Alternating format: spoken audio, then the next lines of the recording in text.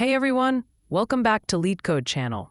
Today we're looking at the LeetCode Daily Challenge problem 3578, count partitions with max-min difference at most k. Let's read the problem and understand what it's asking. We're given an integer array nums, an integer k. Our task is to partition the array into one or more non-empty contiguous segments. And here's the important condition. For each segment we create, the difference between the maximum and minimum element in that segment must be at most k. In other words, within every segment, the numbers must stay within range of size k. We can divide the array in many different ways, and we need to count how many valid partitions exist. Because the result can be very large, we must return the answer modulo 10 to the power of 9 plus 7. So overall, our goal is to figure out how many ways we can split the array so that every segment satisfies max segment minus min segment less than k. That's the entire problem description. Next, we'll take a look at examples to understand this better, and then we'll walk through the solution. All right, now let's walk through the example provided in the problem so we can really understand how these partitions work. Example 1, input, nums equals 9, 4, 1, 3, 7k equals 4, output 6. The problem asks us to split the array into contiguous segments, and every segment must satisfy max segment minus min segment equals k. In this example, k equals 4, and there are 6 valid ways to partition the array, 9, 4, 1, 3, 7. Every element is alone, so max equals min in each segment. All segments are valid. 9, 4, 1, 3, 7. The segment 3, 7 has max equals 7, min equals 3, difference equals 4, which is allowed. 9, 4, 1, 3, 7. In 1, 3, the difference is 2, valid.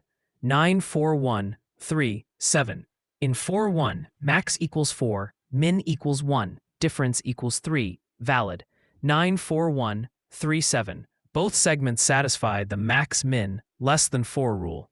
9, 4, 1, 3, 7. The segment 4, 1, 3 has max equals 4, min equals 1, difference equals 3, valid. So in total, we have 6 valid partitions where every segment stays within a max-min limit of 4. Now let's take a look at example 2 to understand the problem even better. Example 2 input. Nums equals 3, 3, 4, k equals 0, output 2. Since k equals 0, that means every segment we create must have max segment minus min segment equals 0. And that only happens when all elements in the segment are identical. So let's look at the valid partitions. 3, 3, 4.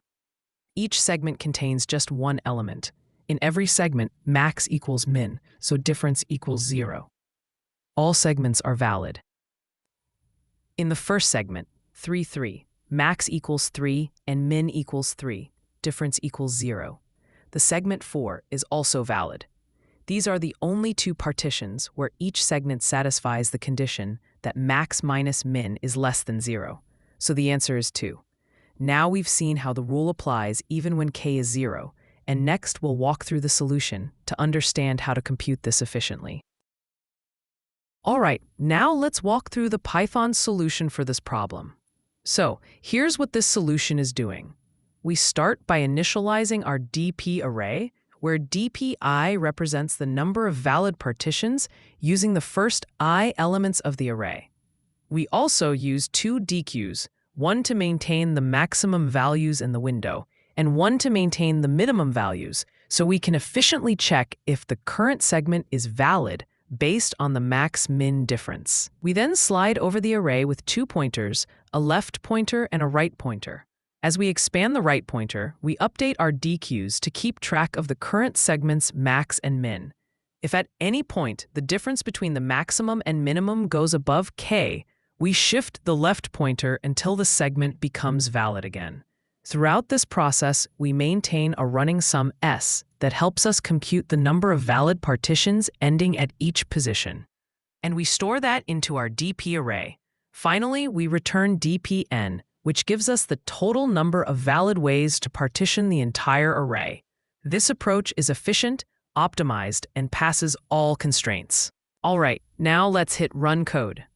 And nice, all the test cases passed. And now the big one, submit. And there we go, accepted. All test cases passed successfully. All right, folks, that wraps up today's LeetCode Daily Challenge. If you found this walkthrough helpful, make sure to hit that like button, drop a comment with what problem you'd like to see next, and of course, subscribe for more daily coding solutions. Thanks for watching. Keep coding, and I'll see you in the next one.